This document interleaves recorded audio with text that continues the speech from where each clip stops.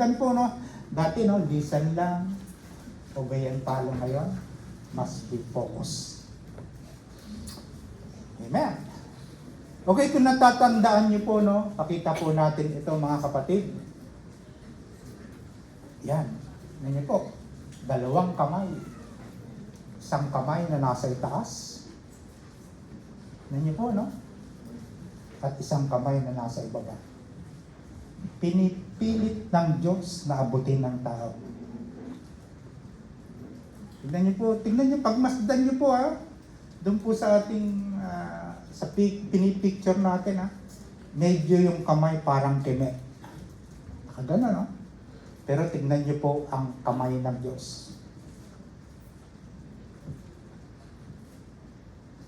Nakabuka. Bahala na po kayo kung ano iisipin niyo po dyan, no? Nasa sa inyo na po yan, no? Ang title, kapatid. Yan.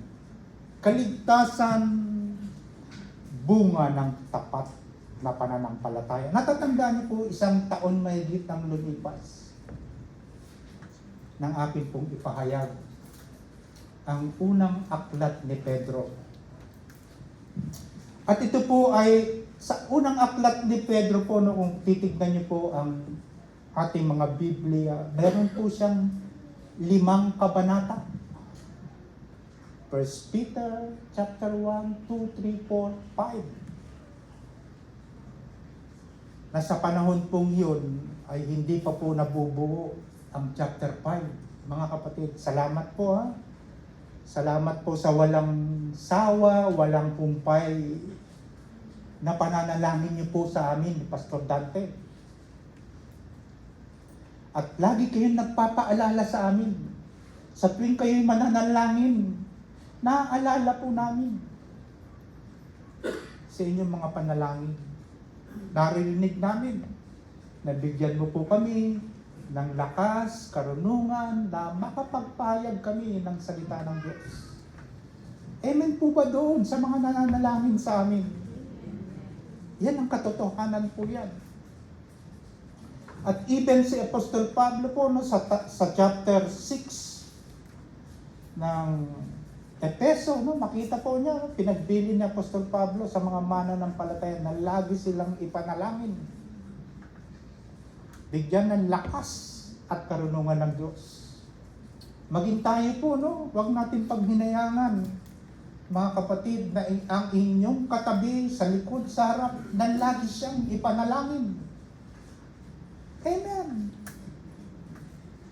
Mga simpleng instruction po ng Diyos. Now, sa title pa lamang po, no, kaligtasan, bunga ng tapat na pananampalataya. Kapatid, kung hindi tayo mananatiling tapat sa ating pananampalataya, imposible na makamtan mo ang kaloob ng Diyos na kaligtasan. Kaya po sa aklat na ito, ni Saint Peter po, makikita natin, no, kung paano tayo gagabayan ng Diyos, kung paano tayong ililig ng Diyos. Sa panahon ito po, no, iba yung panahon noon at panahon natin ngayon, nagbabago-bago po, no, every day, every week, every month, every year.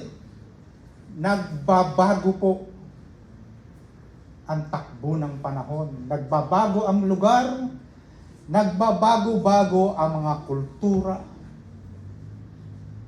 ng ating pamumuhay. Sa panahon iyon, mga kapatid, namamayagpag ang Emperor Nero.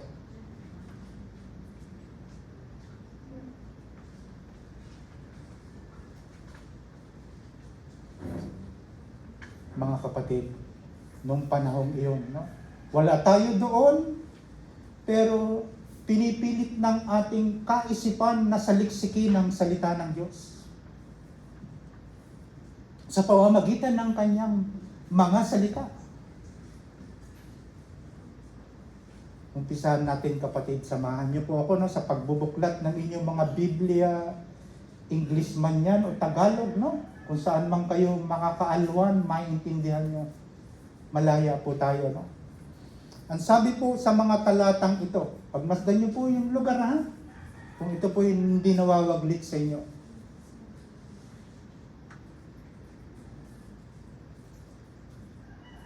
Mula kay Pedro, isang apostol ni Jesucristo, sa mga hinirang ng Diyos na nakikipamayan sa mga lalawigan ng Ponto, Galacia, Cappadocia, Asia, at Bithynia. Pagmasdan niyo po yan, no? Nang mamayagpag po ang Emperor Nero sa kanyang paghahari ng mga kapanahonan niyon. Sabi ko nga po, wala tayo, no? Pero sinisikap natin na ito po'y mailapat sa buhay natin, no? Pag tinitignan po natin, talagang ubod ng hirap ang tinanas po na mga Hudyo, Hebreo nung mga kapanahonang yan. Kaya napilitan sumulat si San Pedro sa mga bayan-bayan, lalawigan na nagkalat ang mga Kristiyano dahil sa persecution, suffering na inabot nila nung kapanahonang iyon. Iniisip ko po ito nung patuloy ko pong pinag-aaralan. Sinasabi ko sa Diyos, ay lalapat ka po ba ito, Panginoon?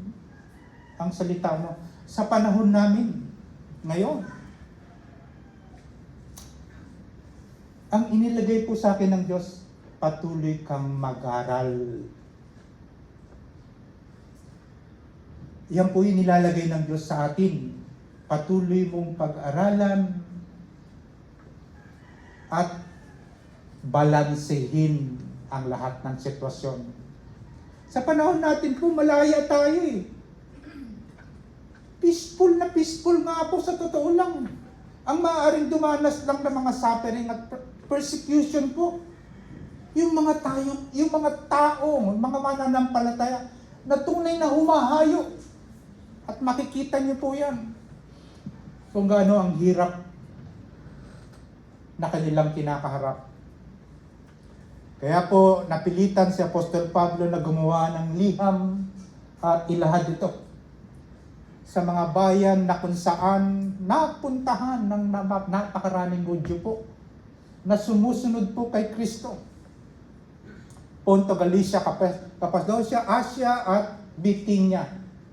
Pakita po natin susunod. Kung papansinin niyo po dyan, no, sa mapa na yan, mga kapatid, yan po ang kanilang pinatunguhan. Napakalawak po niyan. Parang kinompres na lang sa isang maliit na mapa. Pero napakalawak po niyan. No? Yan po ang nilalaman ng mensahe. Nagsimula sila doon sa Jerusalem hanggang nagsambulat sila. Saan mang lalawigan. Pag tinitignan niyo po ang mapa natin, from Luzon, Visayas, Mindanao, doon nagkalat po ang napakaraming Kristiyano. Amen po ba? Napakadami po. Na sa panahong ito, hindi po natin alam kung ano ang dinadanas ng kapwa natin mananampalataya. Okay, iwanan natin kapatid. Susunod, pagmasdan niyo po ang sinasabi ng sulat ni Apostol Pedro, kayo'y pinili ng Diyos. Amen po ba? Parang hinihilang. Kayo'y pinili ng Diyos. Amen. Ano po, no? Panghawakan po natin kung pinili tayo ng Diyos Ama ayon sa kanyang layunin sa mulat mula pa. Tingnan niyo po ang purpose ng Diyos, mga kapatid. Ano ang layunin ng Diyos? Sa mulat mula pa ay upang pabanalin ng Espiritu Santo. And then, pangalawa, maging masunurin kayo kay Hesukristo at linisin sa pamamagitan ng kanyang dugo. Sumagana nawa sa inyo ang kagandahang loob. Kapayapaan. Tuloy-tuloy lang po tayo hanggang sa matapos natin. Pasalamatan natin ang Diyos, Ama na ating Panginoong Hesukristo, dahil sa laki ng habag niya sa atin. Tayo'y binigyan niya ng isang panibagong buhay sa pamamagitan ng muling pagkabuhay ni Hesukristo. Masdan po natin yung ipinipreach ng ating senior pastor. Panibagong buhay dahil muling nabuhay ang Panginoong Hesukristo. Ito ang nagbigay sa atin ng buhay na pag-asa. Pagmasdan niyo po yung sinasabi ng mga talatang ito, mga kapatid, at ating pong namnamin. Abante tayo. Na magmamana tayo ng kayamanang di masisira, walang kapintasan at di kukupas na inihanda ng Diyos sa langit para sa inyo. Talatang 5, sa pamamagitan ng inyong pananampalataya, iniingatan kayo ng kapangyarihan ng Diyos habang hinihintay ninyo ang kaligtasang nakahandang ihayag sa katapusan ng panahon. Hallelujah. Ito'y dapat ninyong ikagalak kahit na maaaring magdanas muna kayo ng iba't ibang pagsubok sa loob na maikling panahon. Ang ginto, bagamat nasisira, ay pinapadaan sa apoy upang malaman kung talagang dalisay. Gayon din naman ang inyong pananampalataya na higit na mahalaga kaysa ginto ay sinusubok upang malaman kung ito'y talagang tapat. Sa gayon kayo'y papapurihan, dadakilain at pararangalan sa araw na mahayag si Hesukristo.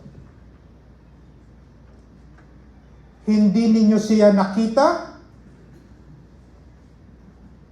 May nakakita po ba? Sinasabi po ni San Pedro, hindi ninyo siya nakita, ngunit iniibig natin. Okay? Hindi pa rin ninyo siya nakita. Nakikita hanggang ngayon. Ngunit, sumasampalataya kayo sa Kanya. Dahil dito'y nag-uumapaw sa inyong puso ang kagalakang di kayang ilarawan ng salita. Susunod na talata. Sapagkat, pagmasdan niyo po ang sinasabi sa banal na kasulatan, sapagkat tinatanggap na ninyo ang bunga ng inyong pananampalataya, ang kaligtasan ng inyong buhay. Mga kapatid, kakat ko lang po, no? Pagmasdan po natin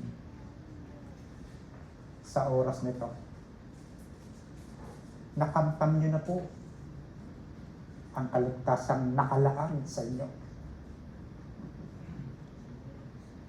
Amen! Amen po sa nag-amen. Tingnan niyo po ha. Balik tayo, sister. Yan, salamat. Sapagkat tinatanggap na ninyo ang bunga ng inyong pinaghirapan, ang pananampalataya, ang kaligtasan ng inyong buhay. Dapat ngayon pa lang po nabubuhay tayo sa mundong ito. Alam na natin ang direction natin. Dapat alam natin yun. Hindi yun nandoon na tayo sa kabilang buhay. Hindi po, hindi totoo yun. Ngayon pa lang po nabubuhay tayo, alam na natin ang ating patutunguhan pagdating ng takdang panahon. Amen? Abante po tayo. Tungkol sa kaligtasang ito, masusing nagsiyasat at nagsuri ang mga propetang nagpahayag tungkol sa pagpapalang nakalaan sa inyo. 11. Sinuri nila kung kailan at paano ito mangyayari. Ang panahong ito ang tinutukoy ng Espiritu ni Kristo na nasa kanila. Nang unang ipahayag nito, ang hirap na titiisin ni Kristo at ang karangalang tatamuhin niya. Talatang 12, nang kanilang ipahayag ang katotohanan ito, ipinaunawa sa kanila ng Diyos na ang ginagawa nila ay para sa inyo at hindi para sa kanila. Ang mga katotohanan ito'y narinig ninyo, mga kapatid. Ngayon, sa mga nangangaral ng magandang balita. Amen, mga kapatid. Magandang balita sa kapangyarihan ng Espiritu Santo na isinugo mula sa langit, maging ang mga anghel sa langit ay nanabik na maunawaan ang mga katotohanan ito. Hallelujah. Talatang 13, kaya nga ihanda ninyo ang inyong mga isipan. Napakasimple po. Isip ang binabanggit po, no? Isipan lang po. Para sa dapat ninyong gawin, maging mahinahon. Isip, maging mahinahon. Huwag pa bugso-bugso po, no?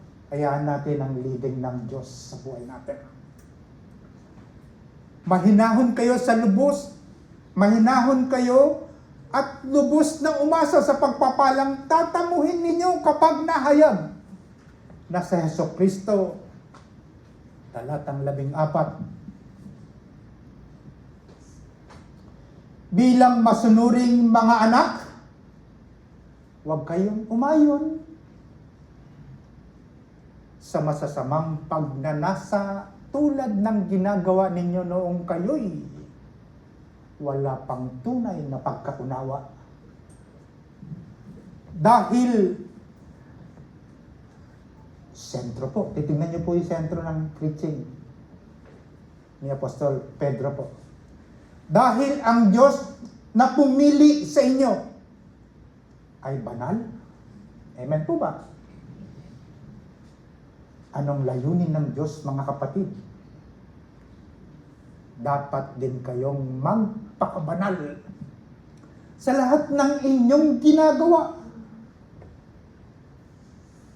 Sentro po ng ipinapahayag ni Apostol Pedro.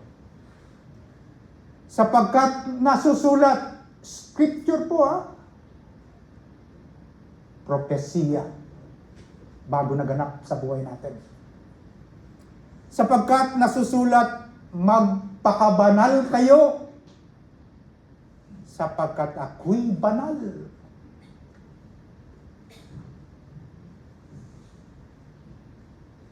Walang kinikilingan ang Diyos. Hinahatulan niya ang mga tao ayon sa kanyang ginawa nila.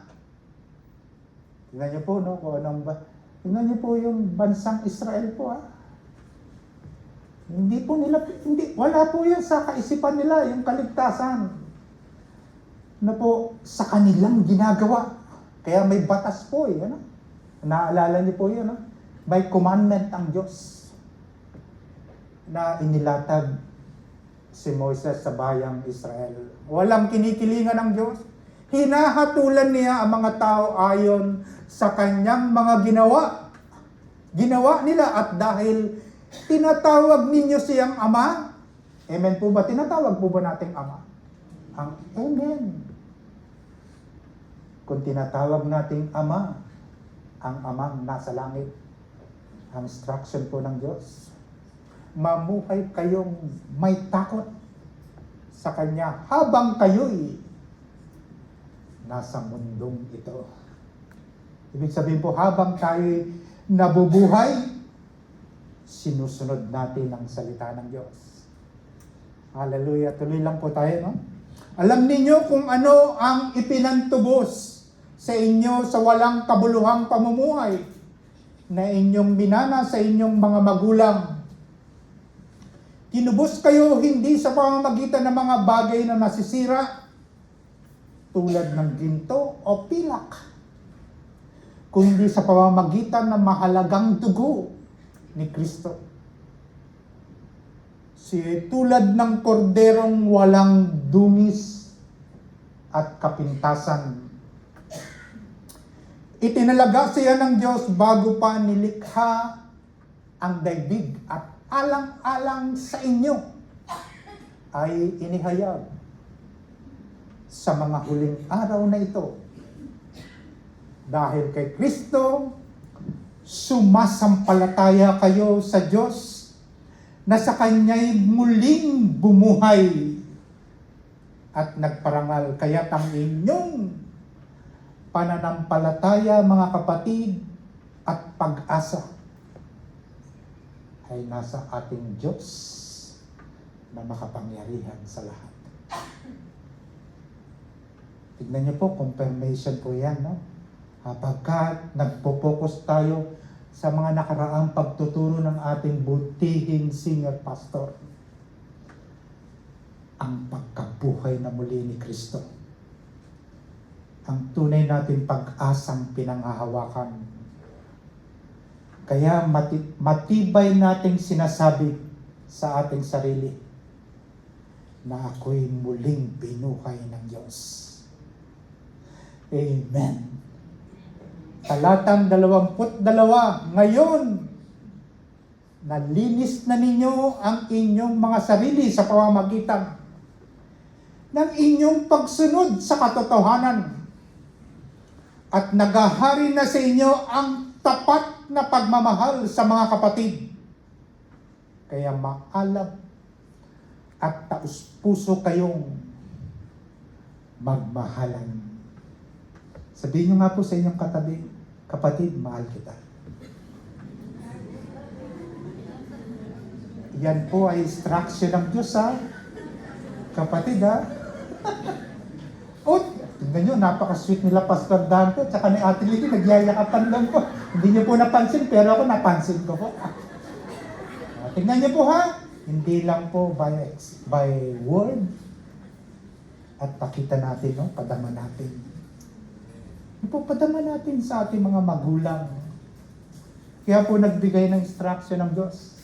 Ano po? Honor your father and mother. Ano po? May promises po ang Diyos doon. Kapag minahal daw po natin ang mga tatay at mga nanay po, no? Pahahabain ng Diyos ang ating buhay. Break ko lang po sandali, no? Di po ba? Ngayon, nalinis na ninyo, may partisipasyon po tayo, mga kapatid, no? Balikan lang natin.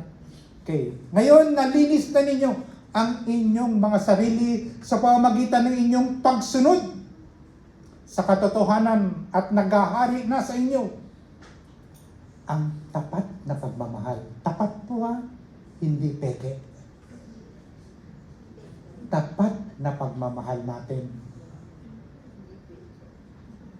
May peking pagmamahal po. Okay.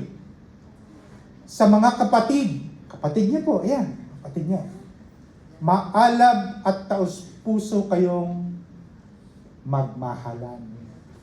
Sa talatang 23, sapagkat muli kayong isinilang, mga kapatid. Wala na ang dati ninyong pagkatao. Hindi sa pamamagitan ng binhing nasisira, kung hindi sa pamamagitan ng buhay at walang kamatayang salita ng Diyos.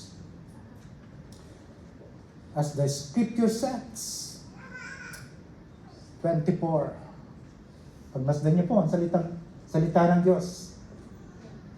Ayon sa kasulatan, ang lahat ng tao ay tulad ng damo. Pagmasdan niyo po ang ating buhay, mga kapatid. Gaya ng bulaklak nito, ang lahat niyang kariktan, ang damo ay nalalanta. At ang bulaklak ay kumukupas. Hallelujah. Ngunit, ang salita ng Diyos, ang salita ng Panginoon ay nananatili magpakailanman. Mga kapatid, ang salitang ito ay ang magandang balitang ipinangaral sa inyo. Amen. Palakpakan po natin ang pagkabasa ng banal na salita. Okay, ha? Kaya po mahalaga yan, kapag kayo po ay nagbabahagi ng salita ng Diyos, paalala lang po sa inyo, wala po kayong ipipresent sa mga taong gusto nyo pong bahaginan ng salita kung hindi si Kristo ay napako sa krus para tubusin tayo sa ating mga kasalanan. At siya'y ibinurol at pagkalipas ng 3 araw, siya'y muling nabuhay. Yan lang po ipipresent niya. Kapag ka nagpapatuloy po, narinig ng tao yan at nagpatuloy sila. Nasa sa inyo na po yan, mga kapatid. Basta ipipresent natin si Kristo'y namatay at muling nabuhay. Hallelujah. Sige po, tuloy tayo. Ang pinagmulan ng kaligtasan. Bago po natin tignan yan, no, mga kapatid, binuksan ni Apostol Pedro ang unang sulat niyang ito na may mataas na kahulugan at kaluwalhatian na tumutukoy sa kaligtasan. Nagkakagulo po sila ng mga panahon na yun. No? Pinipersecute sila. No? Maging po sa panahon ni Apostol Pablo. Alam niyo naman po naging buhay ni Apostol Pablo bago siya nangaral ng salita ng Diyos. Siya po ay isa sa mga nagpe-persecute na mga Christian churches po. No? Pagmasdan po natin ang ating mga sarili. Iba't iba ang ating pinanggalingan. Iba't iba ang ating lengguwahe. Iba't iba ang uri ng ating pamumuhay. At iba't iba ang ating sinasamba. Amen po ba? Opo, iba't ibang reliyon ang ating pinanggalingan. Kung babalik tanawan po natin, no, bakit tayong lahat ay narito? Pinapag-isa tayo ng Diyos sa iisang katawan ni Kristo. Amen. Tingnan po natin, no, sa in times of trouble, in times of suffering, maging sa inyong mga sarili, mga kapatid, gaganyan-ganyan lang po ang bawat tao, ngingiti-ngiti, okay lang ako. Kuya Ed, okay lang ako, Pastor. Ayos ang aking pamumuhay. Ayos ang aking pamilya. Pero po, yung saloobin natin, kung gaano yung binibitbit nating bigat, hindi naman po yan inilalahad ng tao eh. Pinipilit niyang itago ang kanyang tunay na pagkatao at pamumuhay. Ngunit sumulat at nagpaalalang muli sa aklat nito ng unang Pedro na binigyan ni Apostol Pedro ng point ang inyong kaligtasan. Okay, basahin po natin yung talatang 1 hanggang 2. Mula kay Pedro, isang apostol na Jesucristo sa mga hinirang ng Diyos na nakikipamayan sa mga lalawigan ng Ponto, Galacia, Cappadocia, Asia at Bithynia, Verse 2, kayo'y pinili ng Diyos. Nagpapaalala po siya, no? Diyos Ama, ayon sa kanyang layunin, sa mula't mula pa at pinabanal ng Espiritu Santo upang maging masunurin. Kay Hesukristo at nilinis sa pamamagitan ng kanyang dugo, sumagana nawa sa inyo ang kagandahang loob at kapayapaan. Mga kapatid, may purpose ang Diyos. Kung ikaw, kapatid, pinanghahawakan mo yan na ikaw ay pinili ng Diyos. Pagmasdan niyo po ang salita ng Diyos. Pakabanalin natin ang katawang ito. Ibig sabihin, malayo sa anumang kasalanan.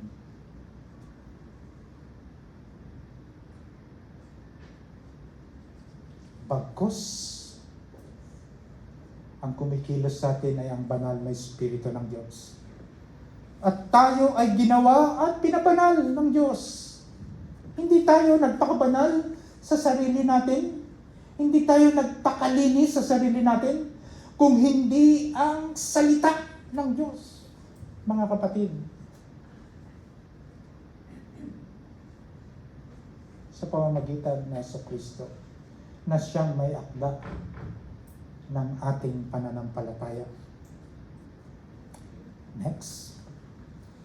Tayo ay nilinis sa pamamagitan ng dugo ni Kristo. Hinugasan tayo, mga kapatid. Letter C, number 2. At nilinis sa pamamagitan ng kanyang dugo. Madaling unawain ng isang tao. Na sa panahon ngayon, ako'y nananatiling malinis.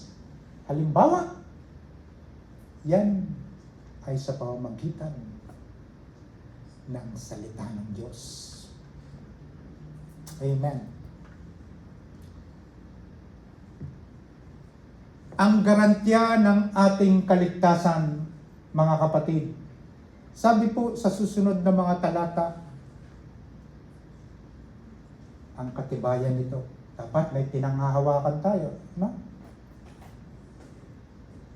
Ito ang pagpapatunay sa pamamagitan ng pagkabuhay ni Jesucristo.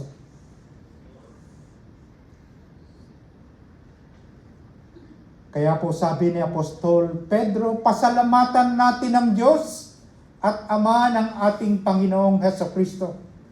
Dahil sa laki ng habag niya sa atin. Amen po ba? Habag. Habag na nagahari. Dahil sa laki ng habag niya sa atin, tayo binigyan niya ng isang panibagong buhay. Ang lumang pagkatao natin, kinahabagan tayo ng Diyos. Dahil sa pananampalatayang inilagay ng Diyos sa ating isip tungo sa ating puso, kinahabagan tayo ng ating Diyos Amang nasa langit. Tayo binigyan niya ng isang panibagong buhay sa pamamagitan ng muling pagkabuhay ni Jesucristo. Ito ang nagbigay sa atin ng isang buhay na pag-asa. Amen. Kaya po mahalaga, no? Paano naman po magkakaroon ng muling pagkabuhay kung walang namatay na Kristo? Tama po ba? So dapat maipako ang Panginoong Jesus sa krus para bigyan po ng yung testamento po, no? Para magkaroon ng buhay. Nang mamatay si Kristo sa krus, kasamang naipako ang lahat ng ating kasalanang nagawa. At nagkaroon po ng bisa ito. ng muling mabuhay ang ating Panginoong Hesukristo. Ito ang nagbigay sa atin ng isang buhay na pag-asa. Mga kapatid, buhay na buhay ang ating pananampalataya. Amen po ba, no? Okay, next.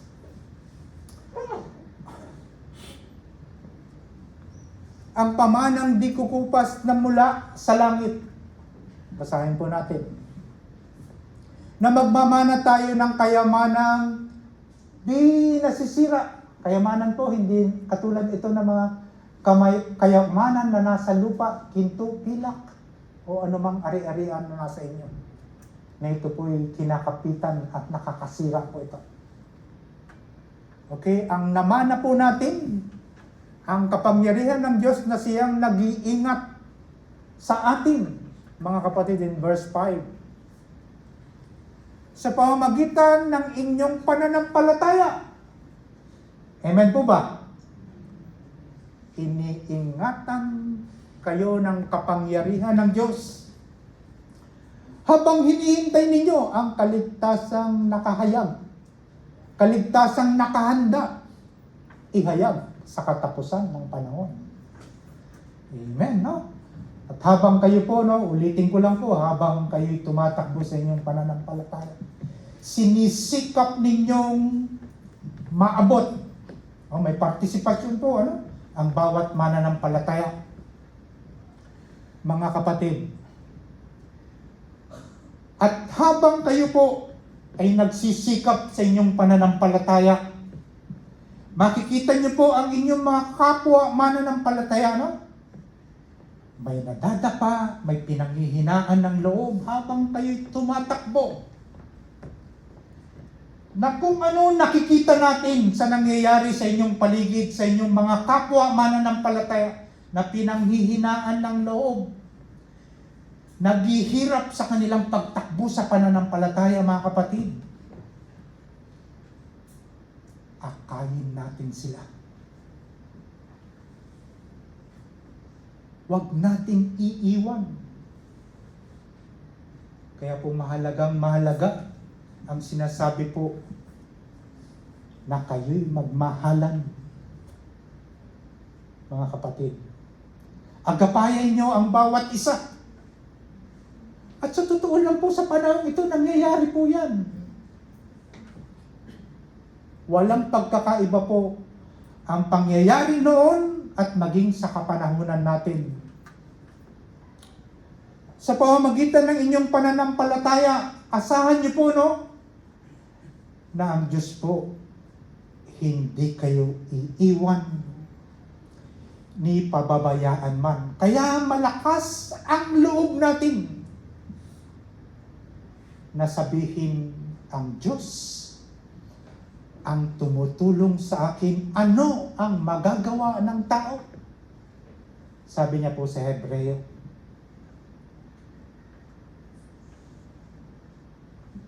Naalala niyo po ba yun? 5 and 6, ano po? Hebreo 13. Hindi po kayo iiwan ng Diyos, mga kapatid. Manalig kayo at sumampalataya sa Kanya. Iniingatan kayo ng kapangyarihan ng Diyos habang hinihintay ninyo ang kaligtasan na nakahandang ihayag sa katapusan ng panahon. Mga kapatid, napakasarap po, no, na namnamin ang salita ng Diyos. Ang kagalakan na dulot ng kaligtasan, nagagalak po ba kayo, no?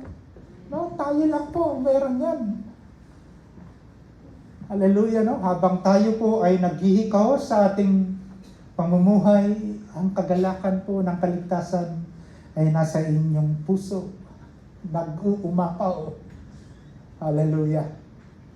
Okay, tignan po natin.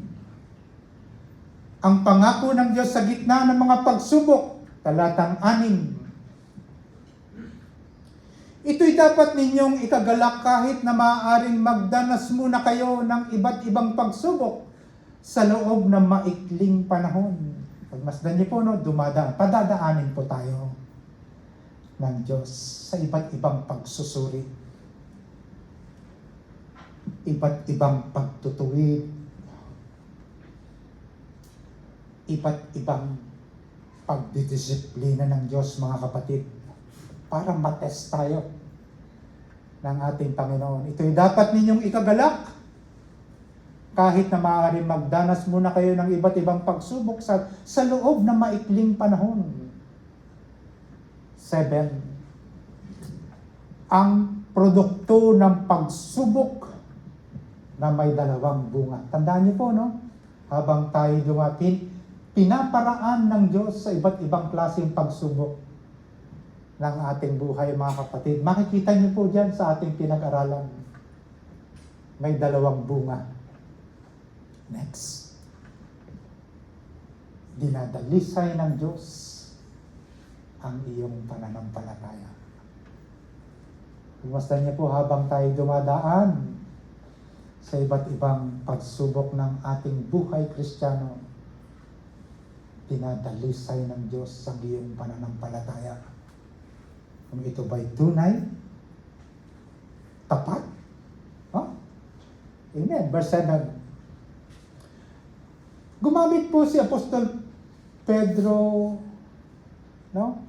Kung paano po dinadalisay ang isang ginto. Ang ginto, bagamat nasisira, ay pinapadaan sa apoy upang malaman kung talagang dalisay. Yan niyo po, no? Nakakita na po ba kayo ng pinaprocess na ginto? Na po, pagka na-treasure po yun sa lupa, no? Sa ilalim ng lupa. Tinutunaw muna po yun, no? Inaalis po ang dumi. Dumi na walang pakinabang. At pinupure ang ginto.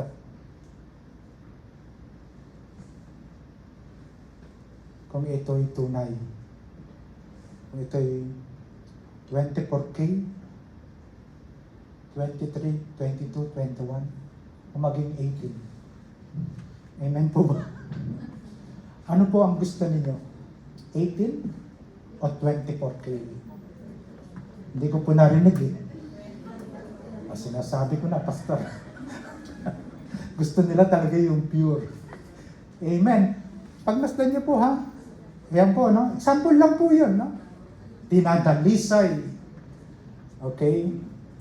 Ang ginto, bagamat nasisira, ay pinapadaan sa apoy upang malaman kung talagang dalisay. Gayun din naman ang inyong pananampalataya. Na higit na mahalaga kaysa ginto. Tingnan niyo po, no? Ang galing po nito mga manunulat na to, no? Pagsasalarawan nila para maintindihan ng lubusan ng mga nakikinig. Dadakilain, sabi niya, ay sinusubok upang malaman kung ito'y talagang tapat. Sa gayon kayo'y papapurihan. Dadakilain at pararangalan sa araw na mahayag si Jesucristo. Napakabuti po ng Diyos, no? Hindi po tayo iniiwan ng Diyos, ha? Hindi tayo pinababayaan ng Diyos. Patuloy at patuloy na tinuturuan tayo ng kanyang buhay at mabisang salita. Pag-unlad ng pag-ibig natin sa Diyos. Pagmasdan niyo po yung talatang siyam, 8 and 9, ha? Noon, pagmasdan niyo po, tapos, hindi ninyo siya nakita, sabi niya po, sa bayang Israel. Hindi ninyo siya nakita, ngunit siya'y inibig ninyo. Ngayon, hindi pa rin ninyo siya nakikita hanggang ngayon. Tingnan niyo po, ngunit pinaniniwalaan mo, sumasampalataya kayo sa Kanya, pag-unlad ng inyong pananampalataya. Dahil dito'y nag-uumapaw sa inyong puso ang kagalakang di kayang ilarawan sa salita, hindi mapupunan po sa pamamagitan ng ating salita. Dahil sa pag-unlad ng ating pagmamahal sa Diyos na hindi man lamang natin nakita noon at hanggang ngayon. Pero minahal natin ang Diyos sapagkat ang Diyos ang unang umibig sa atin, mga kapatid. Hallelujah! Hallelujah! Dahil dito'y nag-uumapaw sa inyong puso ang kagalakang di kayang ilarawan sa pamamagitan ng salita. And verse 9. Wow, mga kapatid ha? Yan po ay nasa inyong puso. Ang pananampalatayang yan sa Diyos na hindi ninyo nakita noon at maging hanggang ngayon hindi nyo pa rin siya nakikita. Ngunit dahil sa iyong pananampalataya, kapatid, tinatanggap na ninyo ang bunga ng inyong pananampalataya, ang kaligtasan ng inyong buhay. Amen! Kaya po ang dami nagte-testify. Humahayo sila at itinapahayag nila ang magandang balita ng kaligtasan. Hallelujah. Verse 10. Okay, Lumang Testamento. Napagmamasdan niyo po, no? Ang Lumang Testament, no? Ang mga propesiya. Sabi po dyan, no? Ayon sa mga propeta, hinggil sa kaligtasan na ating tatamasain. Okay. Ano at kung kailan ito mangyayari? Walang nakakaalam ng mangyayari sa hinaharap ng Mesiyas. Pero pagmasdan niyo po ang mga propesiya na po, kung ito po'y prophesied. Noon, hindi pa nangyayari, pero sinasabi pa lang. Ngayon, sa panahon ito, naganap na po. Tuloy tayo, mga kapatid. Ipilagay natin ang hapis o hirap na daranasin. Sa talatang 10 at 11. Tungkol sa kaligtasang ito, masusing nagsiyasat at nagsuri ang mga propeta. Nagpahayag tungkol sa mga pagpapalang nakalaan sa inyo.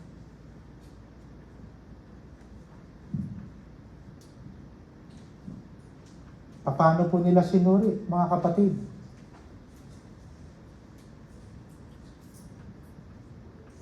At bago po naganap ang mga pangyayaring ito,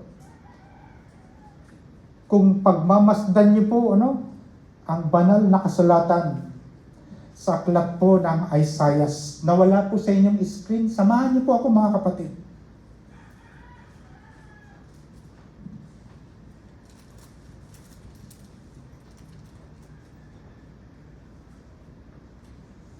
Isaiah, Kabanata 7, talatang 14. Ayon sa propesiya po,